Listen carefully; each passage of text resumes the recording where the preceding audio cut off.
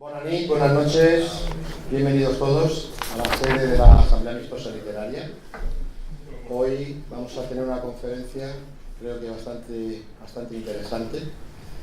Nos la va a impartir José Luis Pellín Pallá. Voy a leerles un poquito su currículum. La formación académica de José Luis Pellín es licenciado en Filosofía y Letras, Filología Inglesa, por la Universidad de Alicante en 1997, diplomado en Documentación, Archivística y Bibliotecnología de la Universidad de Murcia en el año 2000.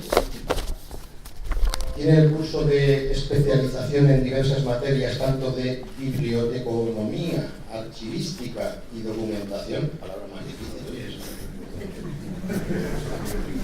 Doctorando en la Universidad de Alicante en el programa Filosofía y Letras en la línea de investigación, patrimonio histórico y cultural, memoria e identidad, con el título de la tesis Patrimonio e historia social de la familia, fuentes documentales para el estudio genealógico y de la historia del linaje Juan, de los siglos XIII al XIX, es lo que está haciendo en la actualidad.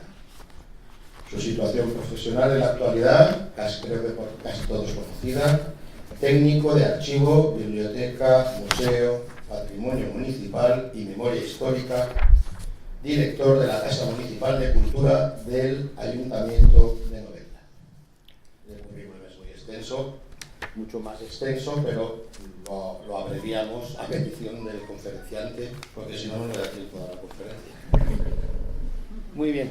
Yo he preparado una pequeña introducción que sería que sobre los refugios de Novelda, los que vivimos nuestra infancia en los años 60 y lógicamente las generaciones precedentes, pudimos descubrir en Novelda algunos vestigios de la Guerra Civil Española, episodio histórico de infausto recuerdo para los que tuvieron la desgracia de sufrirla, ya de lejos o de cerca, ya directa o indirectamente.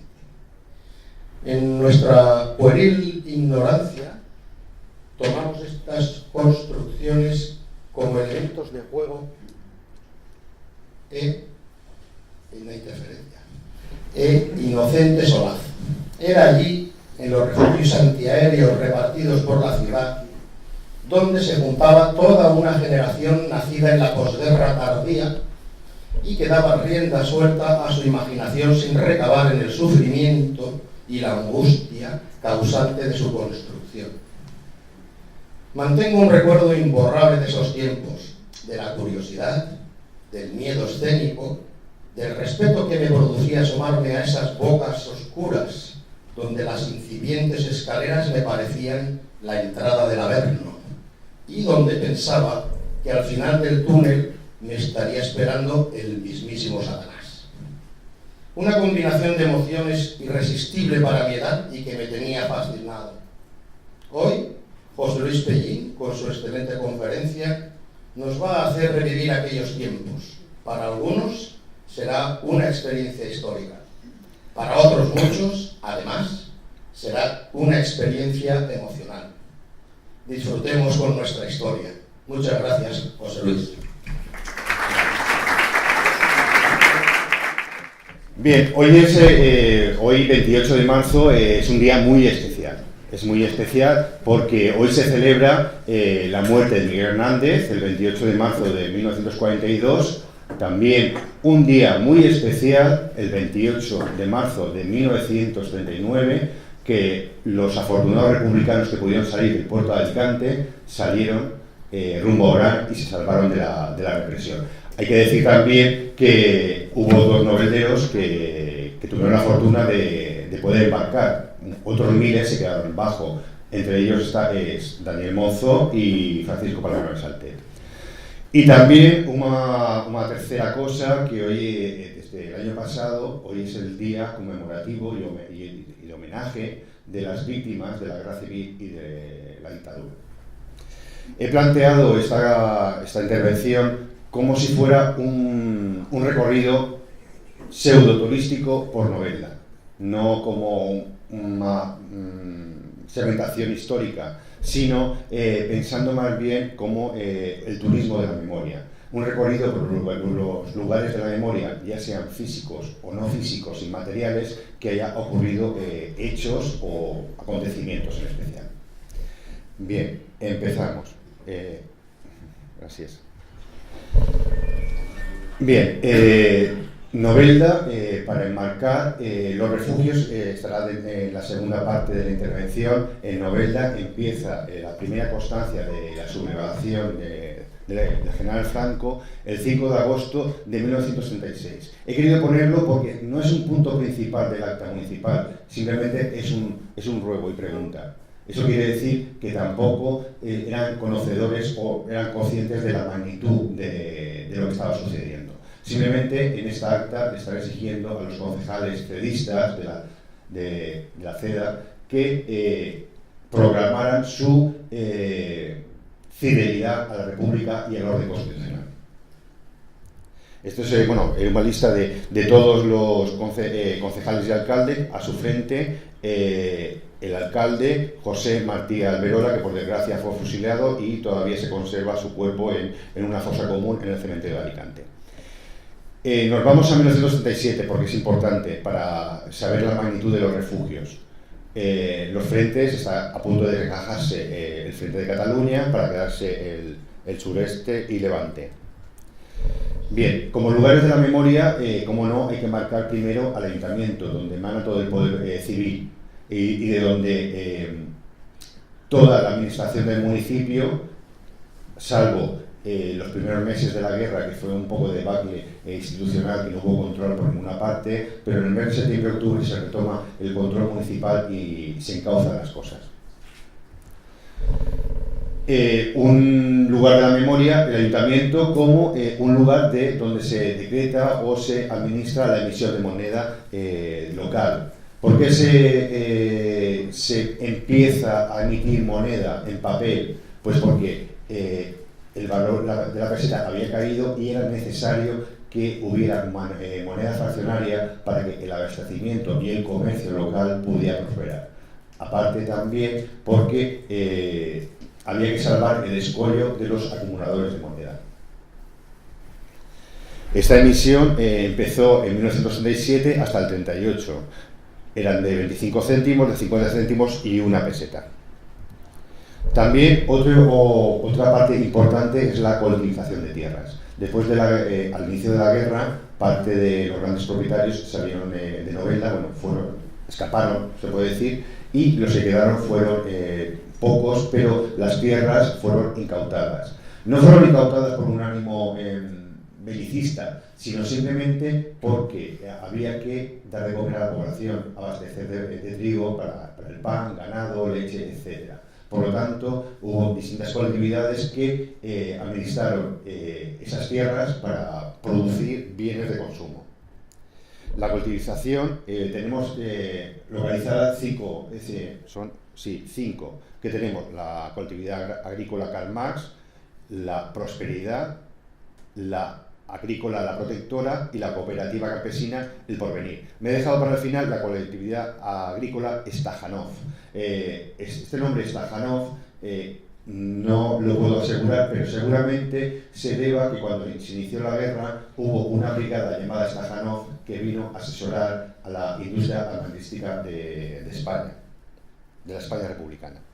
Estos son para que os deis cuenta de que no era un batiburrillo, sino que estaba muy reglado y administrado las colectividades. Entonces ahí están pues, los nombres de las colectividades, los familiares que forman cada familia que participan en esa colectividad.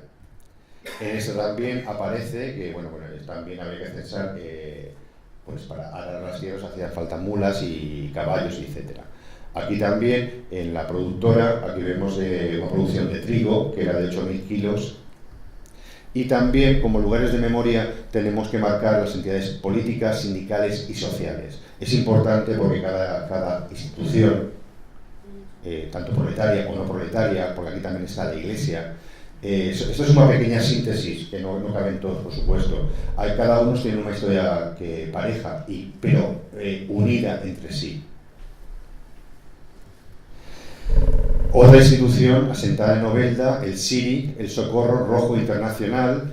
El Socorro Rojo Internacional estaba en la Casa Museo Modernista, en la residencia de la familia Gómez Navarro en ese momento, anteriormente lugar de residencia de Antonio Navarro Mira, La Pichocha, y el Socorro Rojo Internacional nació en 1923 en la República de Primo de Rivera y nació pues como respuesta a la represión y sobre todo a la represión que se sufrió también en 1974.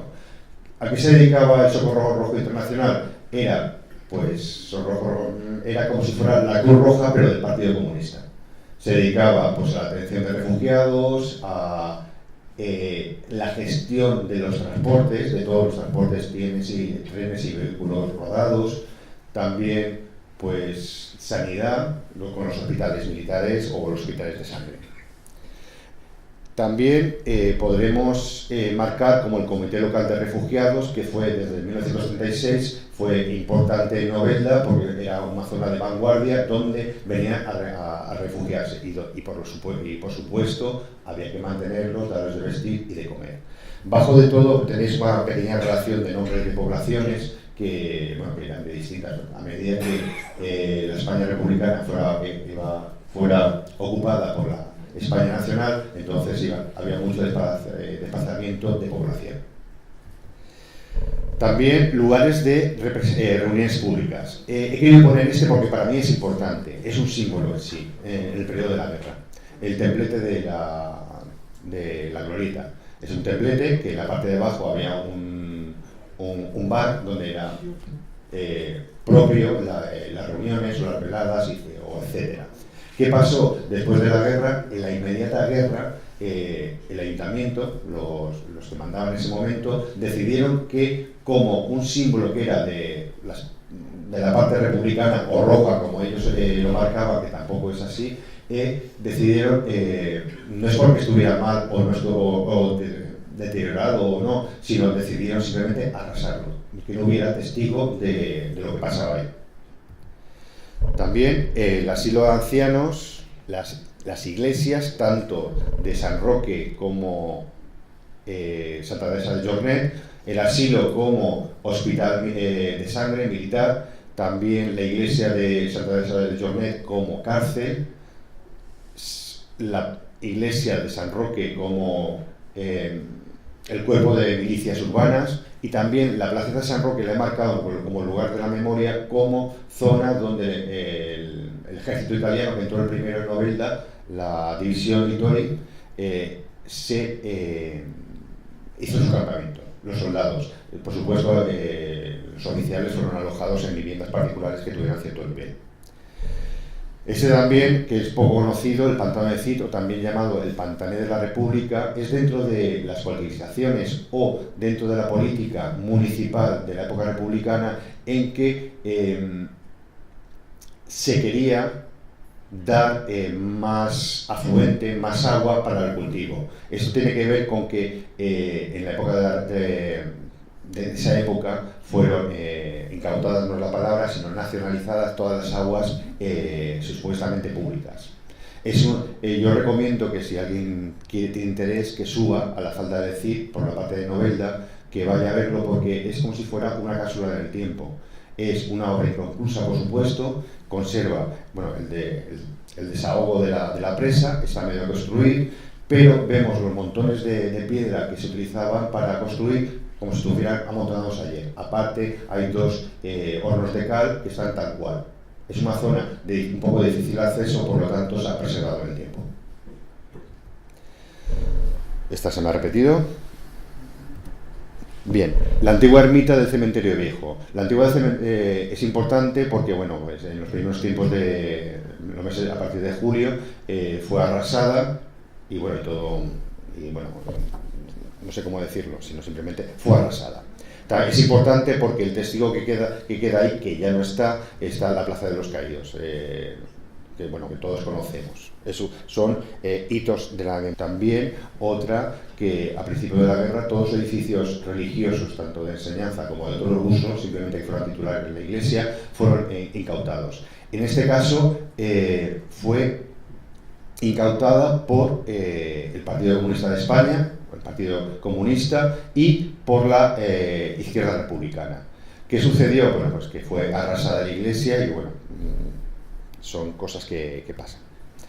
La iglesia de San Pedro también fue incautada. Al principio se dedicó a mercado de abastos, después para almacén, y también hay noticia que se ocupó como hospital al inicio. Aquí podemos ver que en los primeros meses de julio, cuando fue incautada, vemos una pequeña relación, porque no podía poner todas las páginas, de toda el tesoro artístico que tenía, plata, oro, etc. Estoy yendo un poco rápido porque quiero centrarme en lo otro. También el Hospital de Sangre número 3, número 8, aunque haya algún error, bueno, error no, que también se habla del número 1, que primero eran hospitales de sangre, pero después, con la militarización del gobierno republicano, del ejército republicano en sí, se convirtieron en hospitales de sanidad militar. Este estaba ubicado en el Casino, donde, bueno, la sanidad ya, bueno, pues lo que está diciendo primero el 1, el 2, el 8, el 3, etc. Bueno, de todas formas, el hospital, o el otro hospital también, se surtía de los convalecientes o enfermos o heridos de los frentes. Como vanguardia que éramos Novelda, pues atendíamos a todo este tipo de sector. Aquí he puesto unos cuantos de la procedencia de los soldados. Todo estaba perfectamente administrado y fiscalizado. Quiero decir que bueno, la documentación sesgada que hemos conservado demuestra que había un exhaustivo control. Por ejemplo, aquí de los frentes de Madrid, de Villanueva de Córdoba, Colmenarejo, etc. De Cieza, Murcia, Toledo, etc. Bien, esto es un boletín, un justificante de la asistencia de un señor del frente, Francisco Irles González.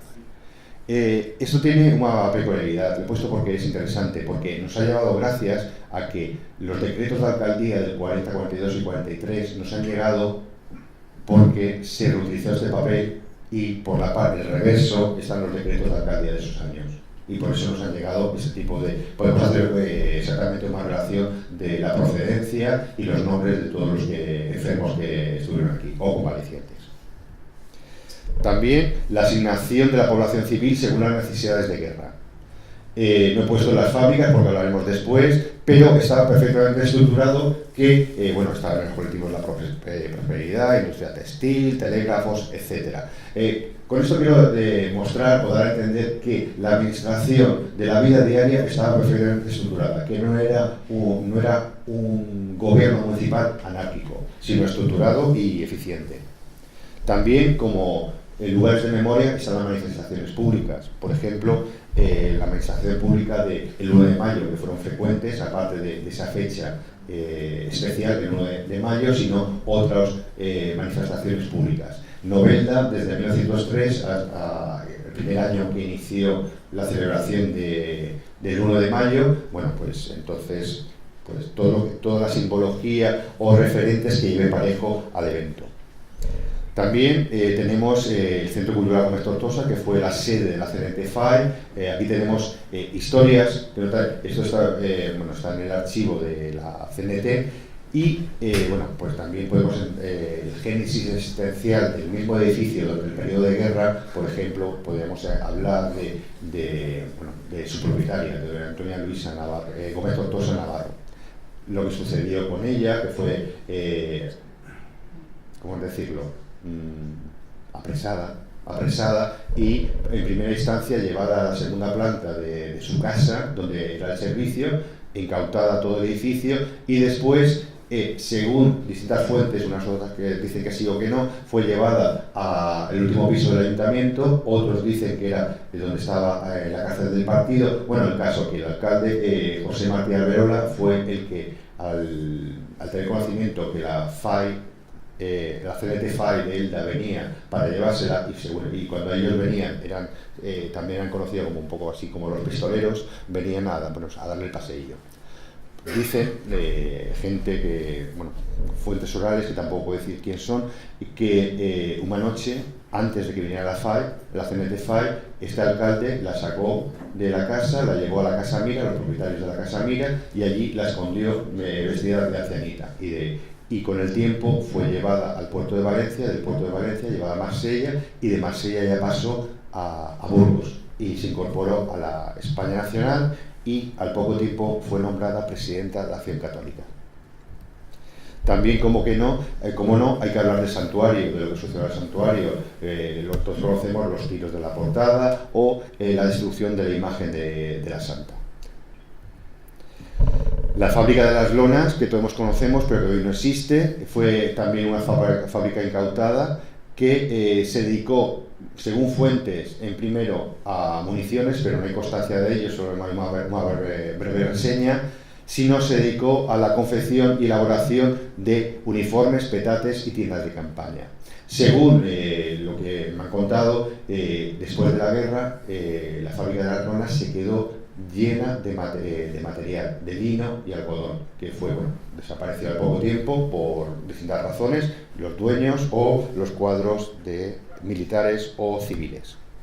Aquí es un pequeño plano que es del Archivo de Ávila, que es del Servicio de Inteligencia y Policía Nacional, donde el 8 de marzo un agente con el seudónimo San Juan de la Luz marca la situación de una fábrica de municiones. Por eso he dicho que solo está este referente.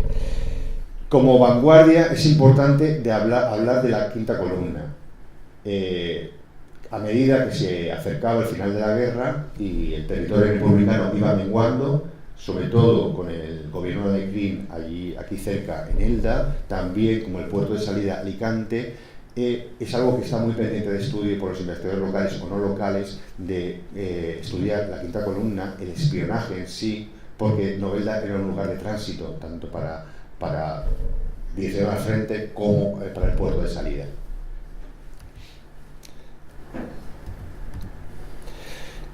Hace años, antes de tirarse, cuando se tiró, se derrulló la fábrica de las lonas para construir, aparecieron este tipo de canalizaciones en un principio, pero que por altura podrían haber sido utilizadas como refugio también, o como almacenaje, o no sabemos exactamente qué.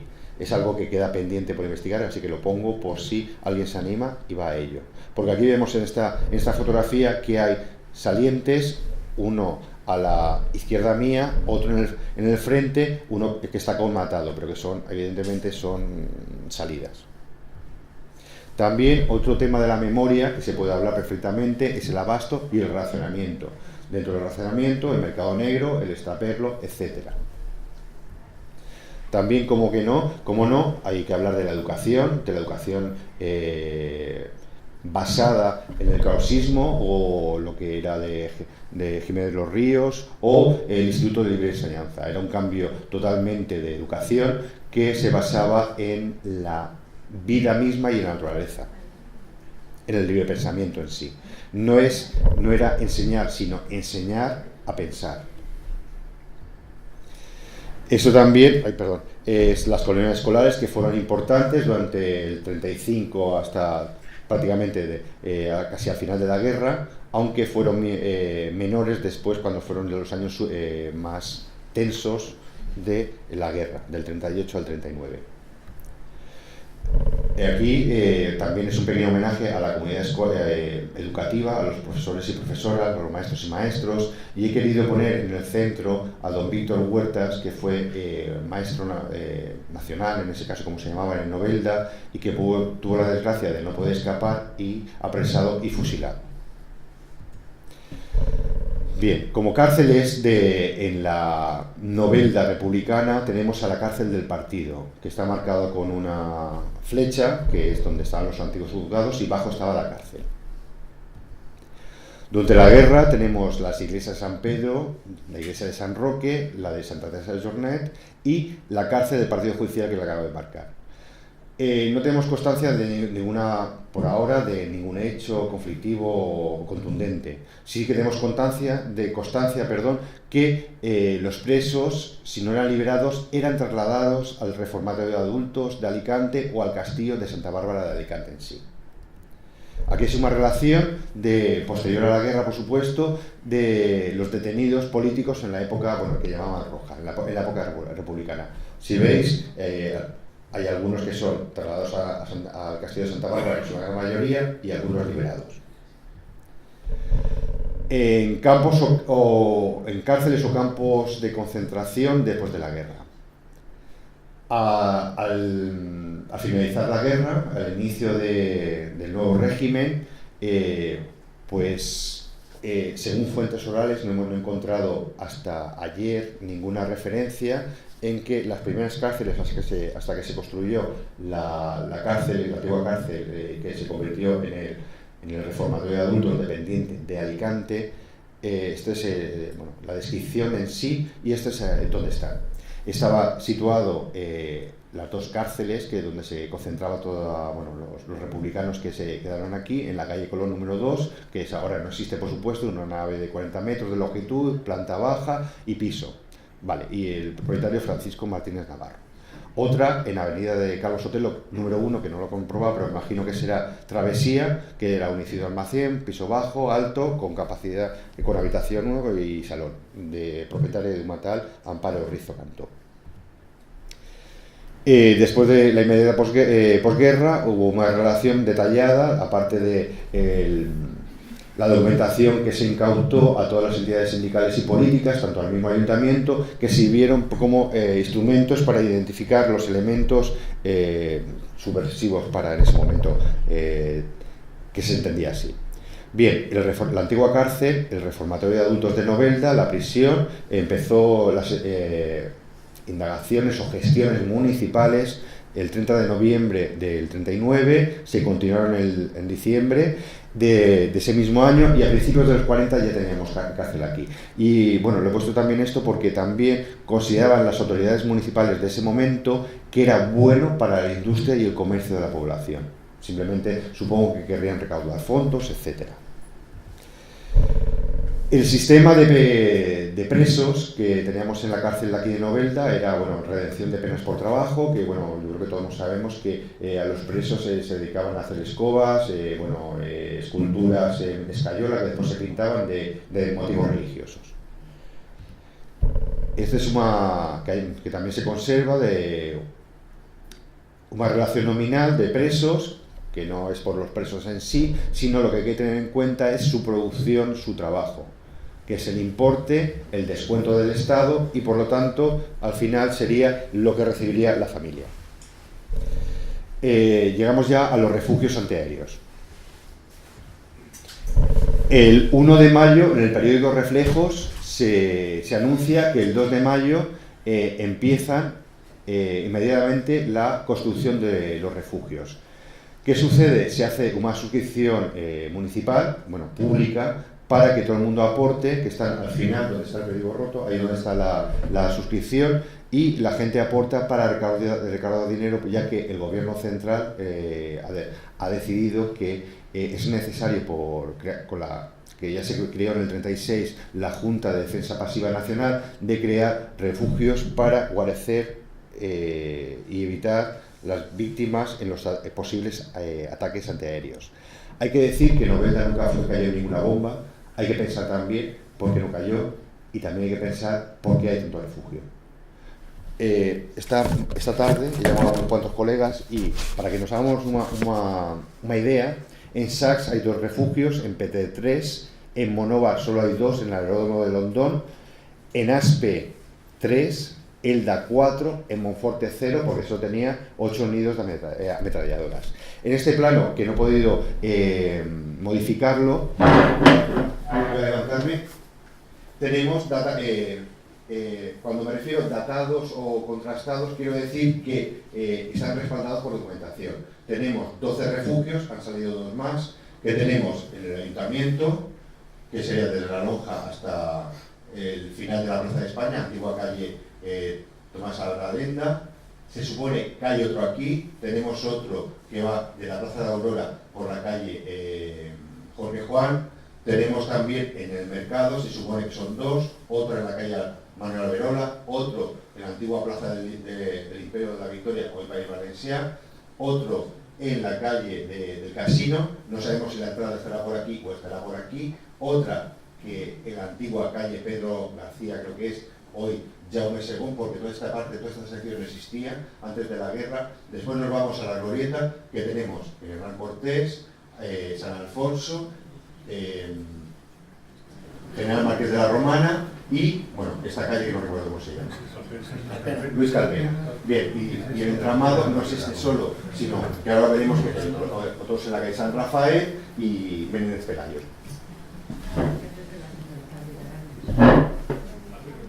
Y la fábrica de armas, sí, pero eso ahora llegamos. Bien, los refugios, según bueno, una nota del gobernador civil del 38, bueno, pues habla de lo importante que es el refugio, hacer refugios, pero lo importante para mí en esto, porque era cómo querían construir los refugios. Está claro que por donativos, por suscripción y por la misma población de Novelda. También en este oficio se piensa que se podría emplear convenientemente para este empleo los presos para estas obras, pero tenía el escollo de que había que asegurar la alimentación, que ya tenían bastante en asegurar la alimentación a la población. Pero también, como, bueno, repitiéndome antes lo que he estado contando de los vitacolumnistas, del servicio de espionaje, etcétera, también aquí hace hincapié, incidencia en que se hará rigurosa vigilancia de personas extrañas en la población y entrada y salida de viajeros de acuerdo con la comisaría de policía. Eso quiere decir que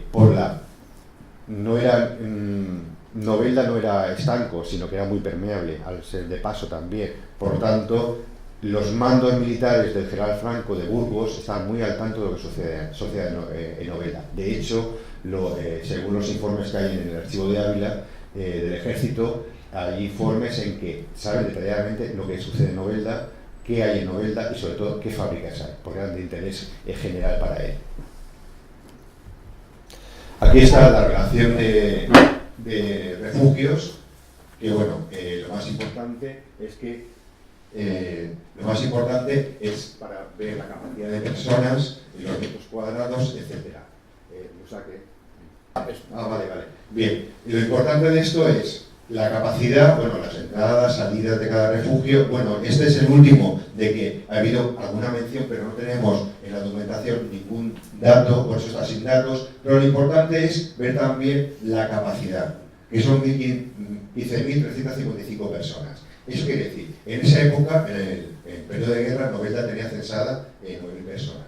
Eso quiere decir que, aparte de la población útil que tuvieran las fábricas de armas número 3 y número 4, también había población que residía aquí, tanto para la industria armamentística o también evacuados o refugiados. En la Junta de Defensa Pasiva local había, bueno, como he dicho antes, estaba muy fiscalizado y muy administrado. Esto es una nómina de jornales que de la segunda semana de que se empezó a construir los refugios. Como veis, nominal, las horas que se ha trabajado y sobre todo esto, que es lo que percibía. Aquí vemos que son, estos serían los oficiales de obra, que sean 2,25 y los peones serían 1,75. Ya veis que hay gente que firma y otros que ponen la huella. Esto es un recibo que me ha hecho gracia, porque es gracioso en sí mismo. Es un tal Pedro Gago, que no sé quién es, no tengo ni idea, que lo que me ha hecho gracia es que ha recibido su jornal de la Junta de Defensa de la construcción del refugio del Ayuntamiento. Si os fijáis, es algo curioso, que es la Ayuntamiento. Bien, esto es en el tiempo que estuvo al frente del museo nuestra arqueóloga Concha Navarro, se localizó por las obras de canalización de alcantarillado, creo que es, la entrada, la segunda entrada del refugio de la plaza del ayuntamiento. Si veis aquí, aquí esta parte, la derecha izquierda vuestra, no lo sé, es donde está Ciclo Candela, que hasta hace poco estaba la impronta que dejó el testigo, era un rectángulo, pero hoy, como han puesto los desagües nuevos, lo han puesto por encima. La pala rompió en la bóveda y vamos viendo, aquí veis la bóveda de ladrillo. Los refugios todos estaban construidos, salvo dos refugios de la fábrica número 3 y 4, de la bóveda de ladrillo hueco, paredes enlucidas, con una altura de 2,50 y un ancho de 2 metros. Y estaban construidos su entrada con tipo bocamina y con escalinata de bajada hasta 13 metros de profundidad. Por eso resulta, a no ser que localices la entrada, resulta muy difícil localizar el refugio en sí. Aquí veis otra imagen, veis ahí el tubo que hay arriba, que es este aquí, que es el alcantarillado, que es el de aquí, que veis que está soportado, que está encima justo de la bóveda. Eso nos salva de que no sea destruido. Aquí veis otra imagen con una perspectiva de un señor, de un operario en este caso. Aquí veis ya el refugio dentro, para que veáis la perspectiva interior del ladrillo hueco, las paredes enlucidas, y bueno, ya veis que está colmatado. Seguramente la parte posterior está tabicada. Aquí veis las escaleras, también el túnel y un croquis donde está la situación en la vía pública.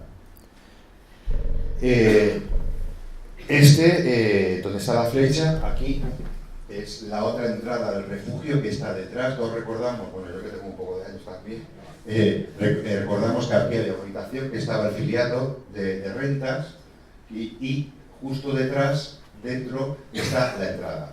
Y bueno, yo creo que esto lo vamos a poder constatar en breve, porque en una semana o dos hemos recibido esta mañana la autorización de consejería para poder intervenir y poder abrir ya la boca del refugio y ver en qué condiciones está, para ver si se puede musealizar o no sé, lo que tengamos que hacer.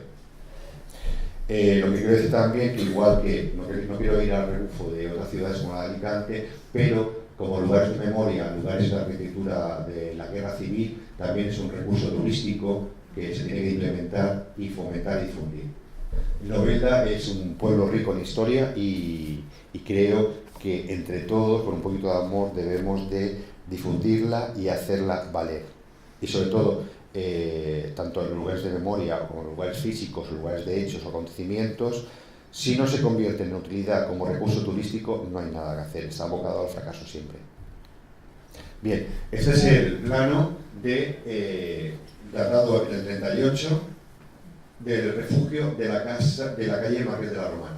No es el de la Glorieta, es otro. O sea, eso quiere decir que tenemos una entrada, que es donde estaría, no sé, antes había un banco ahí, no sé lo que hay ahora, creo que son viviendas. Vemos que es un entramado que solo tiene una puerta de entrada, que no tiene otra aquí, aunque no está marcada. Puede ser, no sabemos si existe o no existe hasta que se localice, porque claro, está bajo del María Guerrero, me has dicho Luis Calpena, y invade las viviendas. No, apenas hablamos María Guerrero. No, María Guerrero normal es este. No, es el María Guerrero normal o eso. María Guerrero normal es este. El María Guerrero está a la izquierda. María Guerrero está aquí. Ese carril no existís, está proyectado. No, espera. Está Santa Inés. Santa Inés, Marqués de la Romana. Es que ese carril no existís, estaba proyectado. Pero no se va a hacer. Eso es la iglesia de padres. O sea que me tienen que apoyar. Vale. No. Resulta, no. Marqués de la Romana está aquí. Vale. Ya. Es fácil, Ahí están padres. Vale, muy bien. Todo esto de aquello del entramat, estos de el final son botiquines y porque era, porque era, no era continuos, sino era con curvas en algunos, o lóbulos o esquinas, para evitar, en caso de caída de bombas, la deflagración. La deflagración va recta y no puede doblar, o sea, tiene que ser así. Este es el refugio de la Glorieta, que tenemos, a ver si no me equivoco de la calle, tenemos entrada por Hernán Cortés, que va directamente, pero ya vemos que el entramado que estamos viendo no tiene nada que ver con el que hemos visto antes, que está por aquí. Vemos otra entrada aquí, otra aquí, otra aquí y otra aquí, y otra aquí. No lo sabemos lo que pueda haber. Según de los informes que se hicieron posteriores en la Guerra Civil, marca 2 entradas, no hay tantas. Esto es el plano que se proyectó, no quiere decir que se ha construido. Evidentemente, esta sección sí que se haría, porque hay indicios, en vía pública ha habido hundimientos, y cuando hay un hundimiento y no hay alcantarillado por en medio, siempre han sido bocas de refugios. Otra cosa que lo tengo a pelo aquí también, dentro de como lugares públicos de acontecimientos, por ejemplo, en la Glorieta en tiempo de la guerra, del 36 al 39, en la Glorieta misma, como centro de reunión, que hemos hablado también del templete que fue destruido después, estaba instalada una sirena de alarma, y en este inmueble de aquí, en esta azotea de aquí, estaba la única ametralladora antiaérea con lo que se puede constatar y documentar. Bien, las fábricas de armas. La fábrica de armas número 3 es la que estaba instalada en el mercado, no solo en el recinto del mercado, sino en las calles adyacentes, que se invadieron y después de la guerra fueron destruidos y recuperados por sus propietarios, y el mismo ayuntamiento recuperó la plaza de abastos. La producción, ¿qué era? La producción era de cartuchería y balas. Bajo el puesto, el calibre normal que se hacía más calibres, pero quiero que tengáis en cuenta por qué no cayó ninguna bomba, por qué había que quitar al columnista de aquí y el servicio secreto, porque la magnitud de la producción semanal era muy importante. 4 millones de cartuchos semanales y 8 millones de balas semanales era muy importante. Hay que decir también que la fábrica número 3, la del mercado, y la fábrica número 4, que es la que está en la antigua cárcel, una está dirigida por un socialista, que en este caso hemos encontrado el nombre, Mario Alberola, y la otra por un comunista. El tipo de balas y cartuchos que se hacían en esa fábrica es el fusil ametrallador, el fusil de cerrojo, el mosquetón, el carabina y fusil ametrallador. Bien, me voy a volver un momento para atrás porque quiero que veáis una cosa. Porque la situación de los refugios es muy difícil. Hay distintas fuentes y son contradictorias también. Vale, estamos aquí, ¿vale? Esto es el parque que hay y aquí es donde está la cárcel, que es esa sección de aquí, ¿vale? Según fuentes dicen que hay refugio aquí y refugio aquí, porque cuando se construyó la avenida de la Constitución, en esta parte de aquí, la construcción de estos, hubo hundimientos y dicen que colmataron. Otras fuentes, la superficie de la fábrica de armas, que tenía 12.000 metros cuadrados, era todo esto. Otros dicen de que desde esta segunda manzana, que es un almacén que se supone se conserva la entrada, llega hasta aquí, hasta donde, aquí. Y dicen que es todo esto. No lo he puesto marcado porque no puedo constatar, pero tiene más salvedad. Estos refugios, tanto de la fábrica número 4 como de la de 3, son los más espectaculares, porque son de... La bóveda no es de ladrillo hueco, es de hormigón armado de 3 metros de grosor. Y aparte, esta tiene una capacidad para 2.000 y esta para 4.000. Eso nos da idea de la magnitud de gente que trabajaba y la población útil para la industria de guerra que había que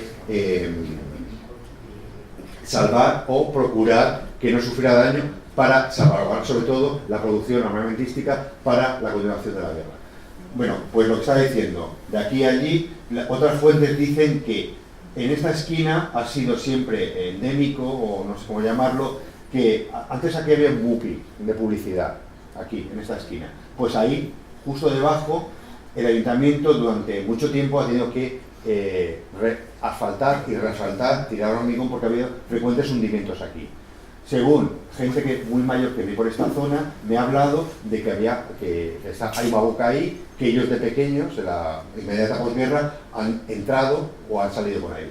Bien, pues lo que quería decir es que, según fuentes de gente mayor o gente que ha estudiado esto, pero sin pruebas, que eso es muy arriesgado meterse en eso sin documentación, este refugio en línea recta no es recto, sino que viene en zigzag. O sea, es inmenso. A ver, me vuelvo aquí. Aquí ya vemos que en la fábrica número 3, que es la antigua cárcel, una capacidad de 4.000... era importante porque, claro, para proteger esa población tenía... estaban edificados, tanto este refugio como el mercado como de la cárcel, y aparte... la gran capacidad que tenía, y aparte contaban los dos con botiquín y asistencia sanitaria.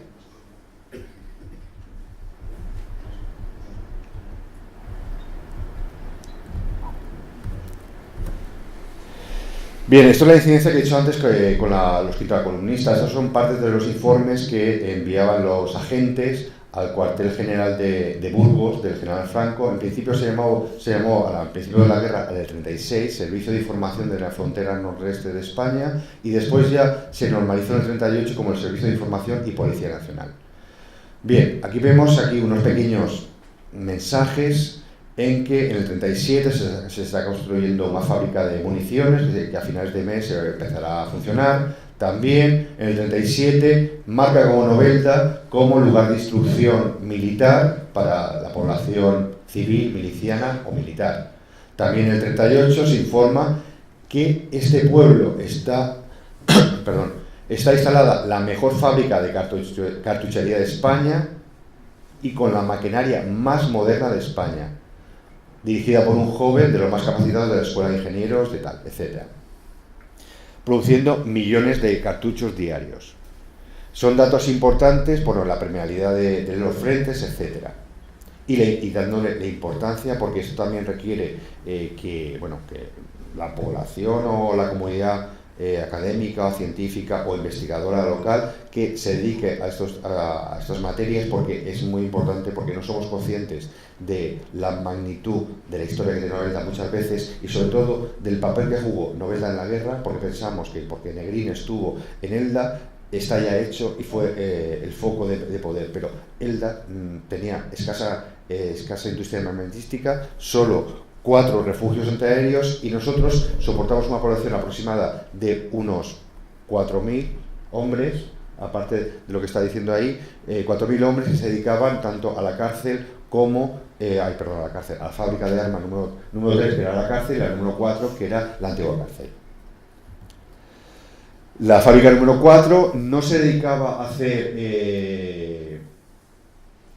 tiene una superficie de 12.000 metros que he dicho ya antes. Era sobre una antigua bodega, el edificio ampliado de una bodega que era de propiedad de un tal José Sala, y no se dedicaba a la fabricación de balas, sino se dedicaba a la fundición, laminación y corte en disco para la fabricación de cartuchos y balas. Según otros informes, otros estudios, parte de la maquinaria destinada a esta fábrica vino cuando cayó el frente de Toledo. Antes de caer vino la maquinaria y después se compró nueva a empresas europeas. Anexo al mismo, según fuentes orales, que tampoco está contrastado, estaba un polvorín.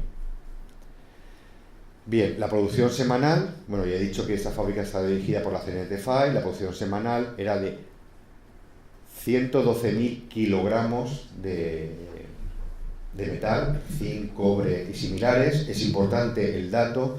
Y después de la guerra se desmontó sin fiscalidad municipal, sin ningún, no sé cómo llamarlo, sin un expediente que gestionara simplemente al acabar la guerra se incataron todas las máquinas, se salió fuera de Novelda, parte de las vigas se destinaron al santuario como armazón o también como para la bóveda, y también en esa época es una época de pobreza, por supuesto, y se dedicó parte de la población, o aquí se lo permitieron, a recoger las escorias, que son los restos de fundición que caen al suelo para después venderlo. No solo eso, sino los que estaban a bien en ese momento con el cuadro político, pero los que no estaban a bien en el cuerpo político, no sé cómo llamarlo, no estaban a bien, tenían que ir al cauce del río, a las faldas del castillo, enfrente de la fábrica que hay al otro lado del río, en la carretera de bajada, a recoger, porque también al desmontar la fábrica se derrulló parte y todos los escombros fueron a parar a esa parte del río. Y esta la gente menos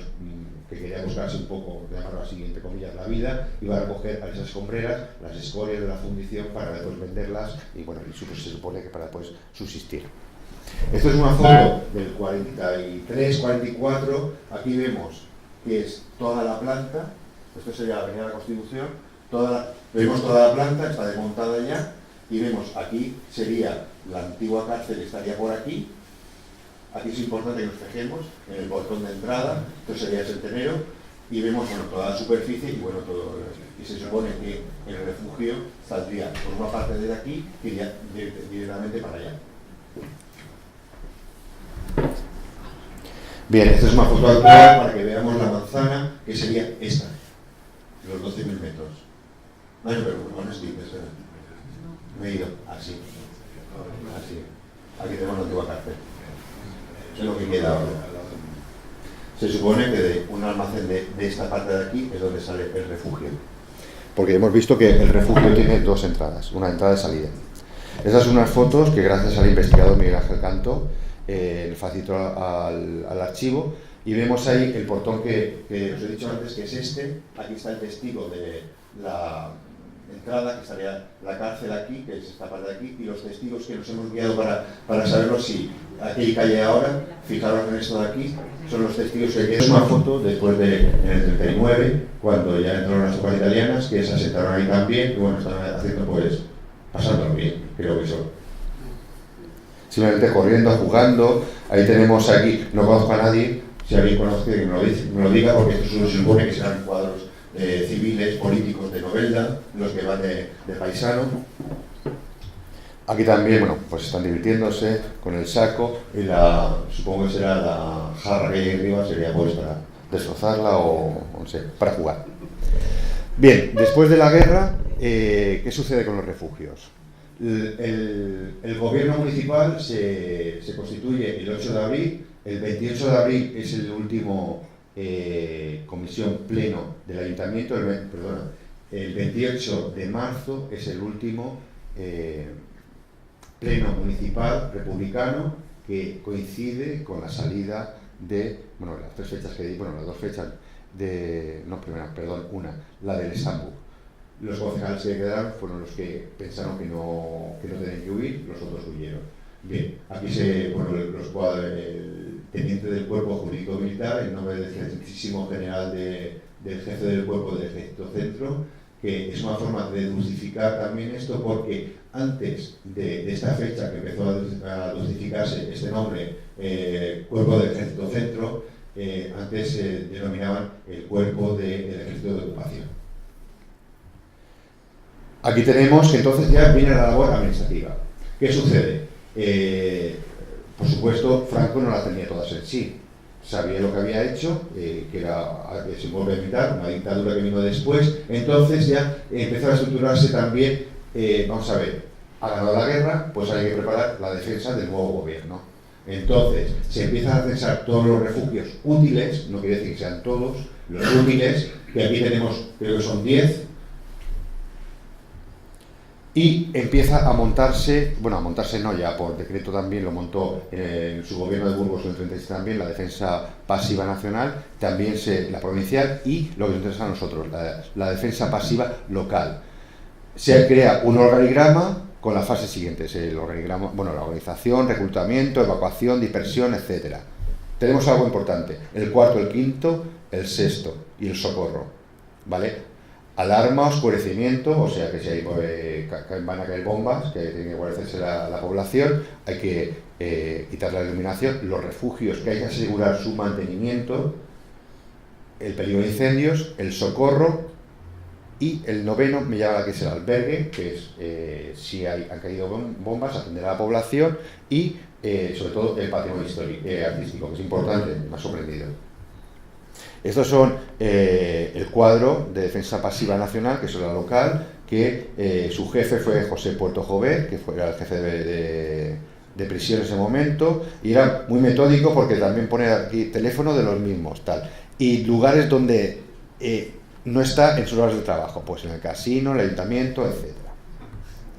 Bien, estos son otros cuadros, que simplemente es testimonial, no quiere decir nada más, y después de la guerra, entonces ya este es un plano del 44, entonces empieza a marcarse, porque a un principio, digamos, esta semana estábamos en aquello viéndolo y pensábamos que era refugio, al final después de estudiarlo mucho hemos visto que no son refugios. Empiezan a marcarse si hay un posible ataque, el modo de actuación que tiene que hacer el gobierno municipal para proteger a la población, que son, no voy a explicarlo porque viene ahora, son distintas, hay instrucciones exactas para marcar lo que es cada uno, telégrafos, correos, recogida de bombas, etc.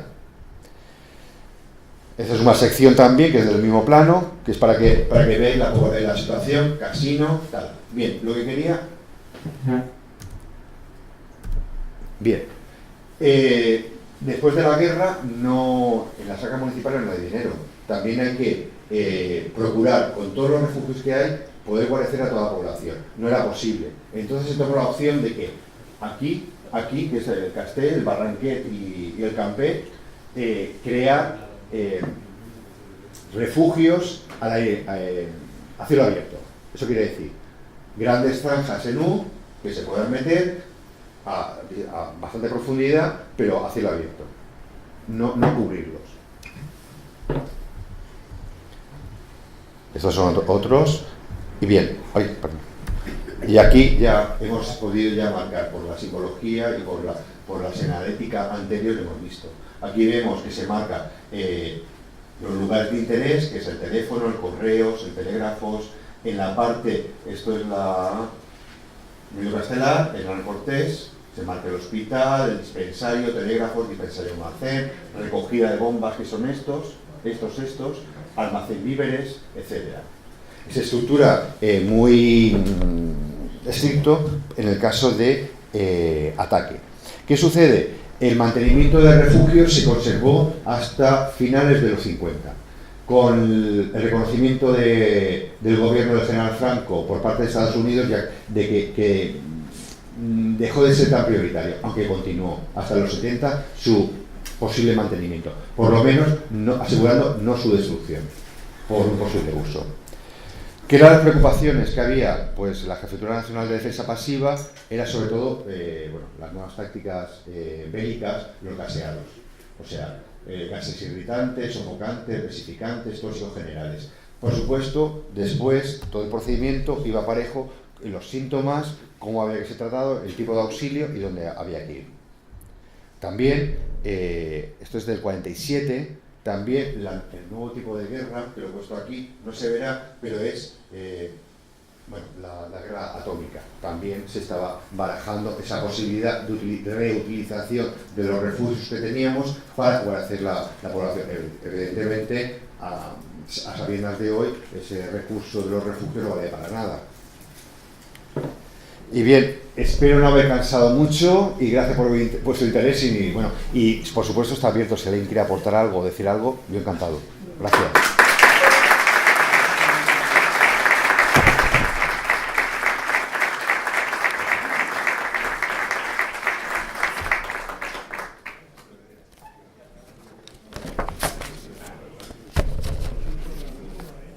Bueno, le pasamos a que quiera preguntar a alguien. Así que le da la paga. ¿Alguien quiere hacer alguna pregunta después de la interesante? Pasamos ahí. Simplemente comentar. ¿Está en marcha? Que lo que has puesto de la fábrica de lona, sí, eso no es un refugio, es una acequia efectivamente, pero es una acequia porque había un molino. Te digo porque no pudimos hacer mucho, no pudimos hacer una excavación, por supuesto, porque no teníamos permiso ni nada, pero sí que hicimos un poco un seguimiento de cómo se estaba sacando la tierra, y entonces pudimos identificar que eran acequias, pero que eran relacionadas con un molino harinero que había, porque además pudimos recoger también 2 piedras de molino, y luego también contactamos con una señora que el molino había sido de su abuelo, ¿no?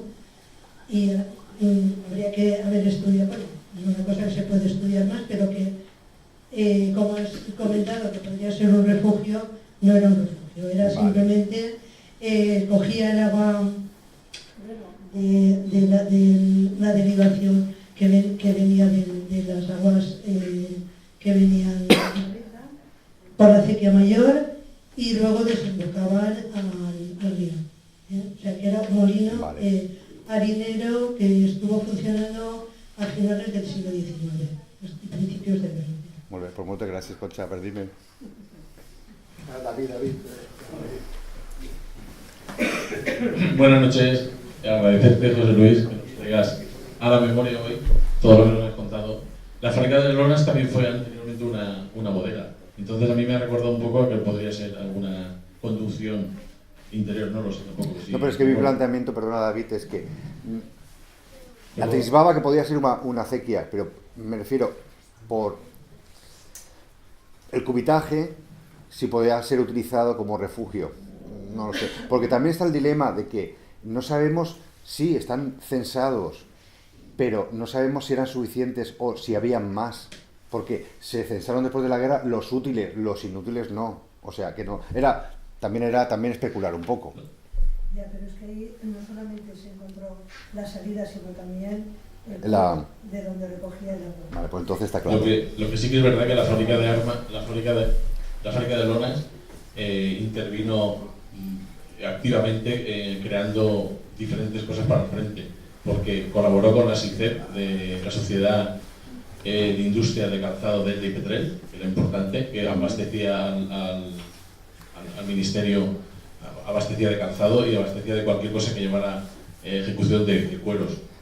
Y la fábrica de lonas tuvo varios pedidos, entre ellos uno de 10.000 mochilas para el frente, donde recibía el algodón y el parte de la producción de Barcelona, de la zona de Cataluña, y aquí tejían la tela que luego mandaban a Elda para hacer los remates con la parte de cuero que llevaba para conformar esas mochilas. Eso está documentado, es así.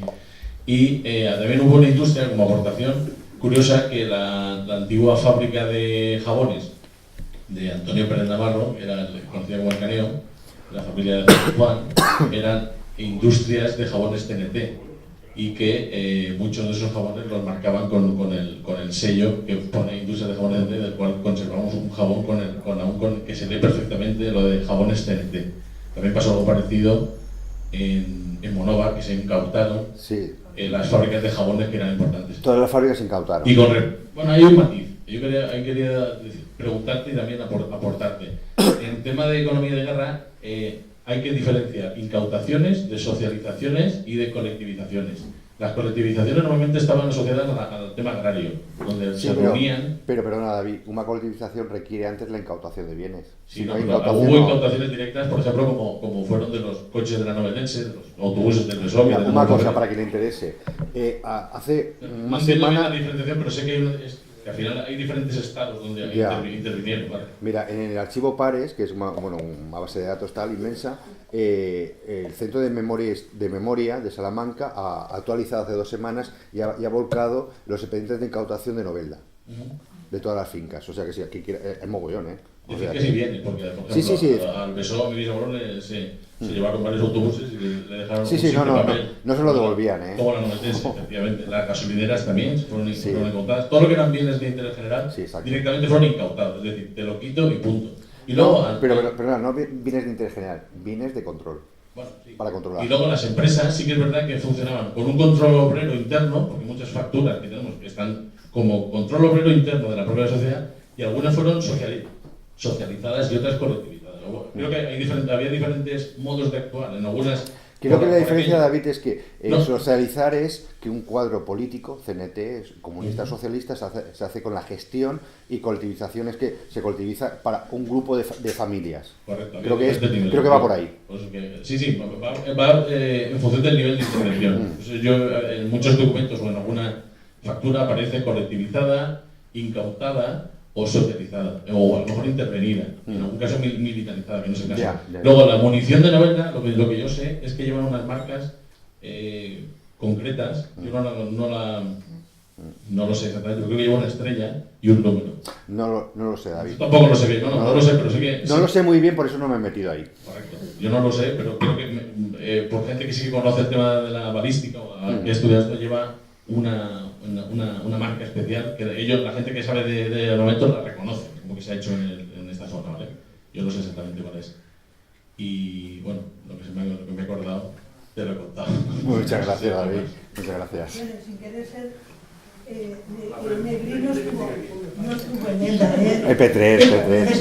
P3, perdón. Mira, ya le ha salido la vena. Le ha salido la vena. No, pero es que como he estado con gente de Elda y me han estado Negrín, y al final Elda.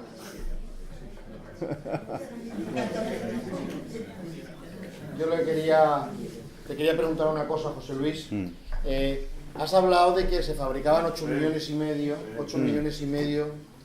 de balas y cartuchos a la semana. Sí, a la Y semana. 4 millones. Sí.